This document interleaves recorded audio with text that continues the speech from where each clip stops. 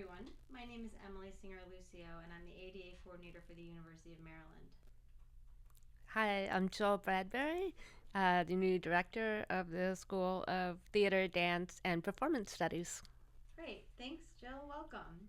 We're happy to have you here today. I wanted to talk with you a little bit about you and your life on campus with a disability. So let's start off by having you tell me a little bit about yourself and your disability. So I am deaf. I had meningitis when I was 4 years old and lost my hearing. And I grew up mainstream, which means I went to regular school. I did not have any particular accommodations when I was in school. But as I got older, I realized that I needed to learn sign language to have another tool in my accessibility belt. And that led me to becoming very involved in the deaf community. Great. Thanks. Can you tell me a little bit about what it was like learning you had a disability? Can you say that again? Sure. Can you tell me a little bit about what it was like when you learned you had a disability?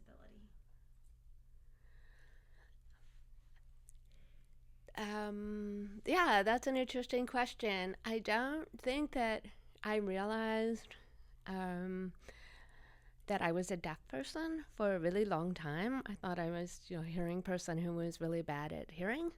And it wasn't until I was in college and I started learning about disability studies that I started changing my framework to see myself as a deaf person who needed accommodations. And so it was really kind of a long, slow process, but ultimately very impactful change in my way of thinking about myself.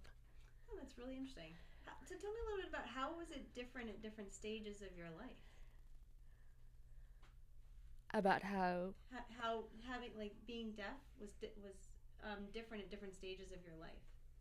um, so when I was growing up, I did have hearing aids, but I was able to, carry on conversations with people pretty easily. It wasn't until I was in my late teens and early 20s that my hearing dropped more and I started having significantly more difficulties interacting with people, especially in like loud social setting. And then when I was in my 20s and I started learning sign language, it really made a big difference in terms of how I interacted with people and how I experienced my disability. Because especially once I became fluent in sign language, I realized that I'm just as capable of doing things as other people are. But I just need this accommodation. I just need the sign language interpreters or captioning in order to enable me to function in the hearing world. That's cool. I'd be curious to know a little bit about your view on accommodations, right? Because when we talk about accommodations, we're talking about making an adjustment to something in order to allow somebody with a disability to fully participate, right? As opposed to having it be fully inclusive from the start, right? So I'd love to just hear your thoughts on that.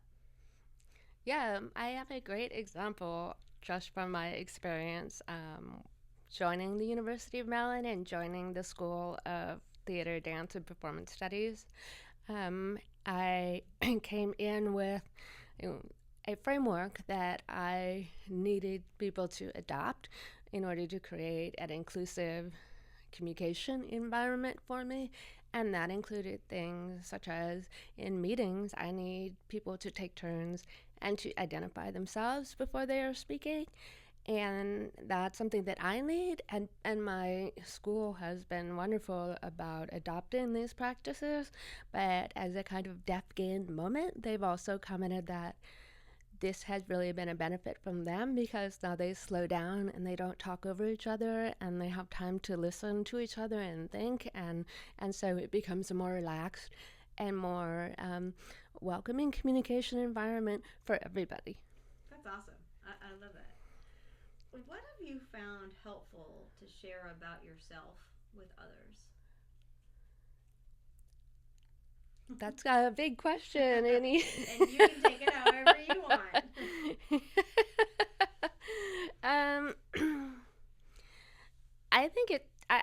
find it really helpful just to be very straightforward with people. Like, I'm deaf, but I can speak. Or I need you to do this. I need you to look at me. And the more information that you share with people, that I share with people about how to communicate with me effectively, the smoother things go. I also try to tell people, don't get flustered. We'll have communication misunderstandings and mishaps, and that's okay. And it's not something that we need to get stuck on. We just, okay, oops, and then move on.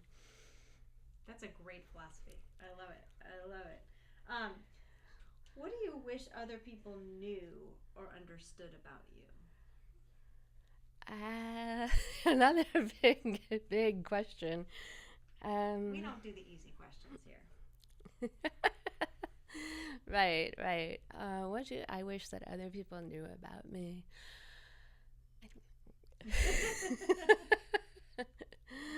Maybe we can come back to that question That's after fine. I've had a chance to think about it. Sure, that's no problem at all. Um, do you think there are preconceived ideas people have about you being deaf? So, a lot of people think that deaf people can't enjoy music or we don't enjoy music, which is not true. I love music. I'm super excited that my new hearing aids have Bluetooth, and so I can stream music directly from my iPhone into my hearing aids, Well, which that's cool. it is, and so it gives me a better quality of listening experience than just having it come from a distant speaker. Yeah, so I think that in general, people have a lot of preconceptions about deaf people being, living in this isolated world of sound, and those things are just really not true. Yeah, I mean, I think it's a lot like any type of disability, right? Like you don't want to fit everything in one little box, right? Like not everybody with a physical disability is the same. Not everybody with a learning disability is the same.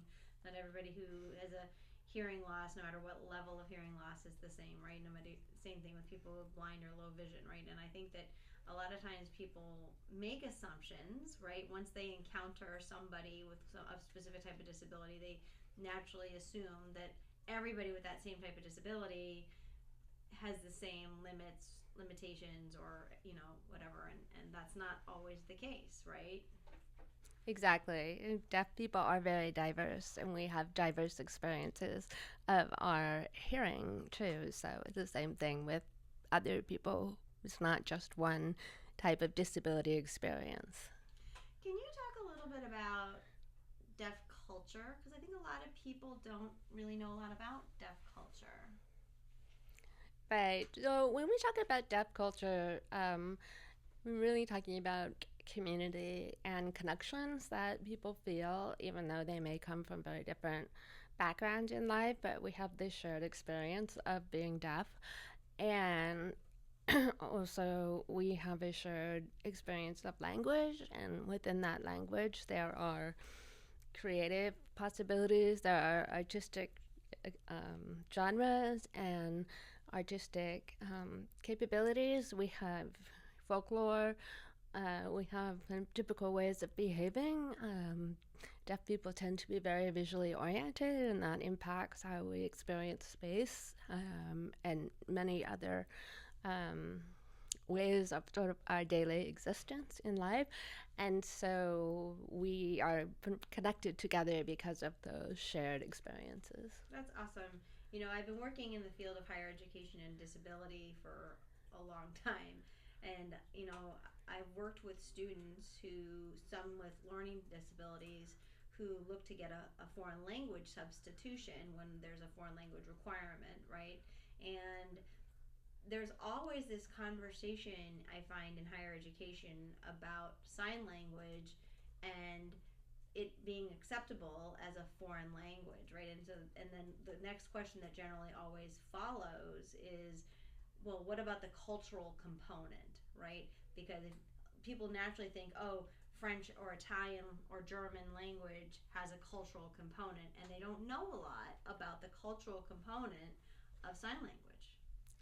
Exactly. And within deaf culture, there are artistic traditions like divia, which is a way of talking about how visual experiences by deaf people are expressed uniquely um, in visual art forms. We have deaf music, we have deaf, you know, theater, and people write about the experience of deafness. So there are definitely cultural elements around that particular disability. But also within the deaf culture, there's a tendency to say, hey, we are not disabled.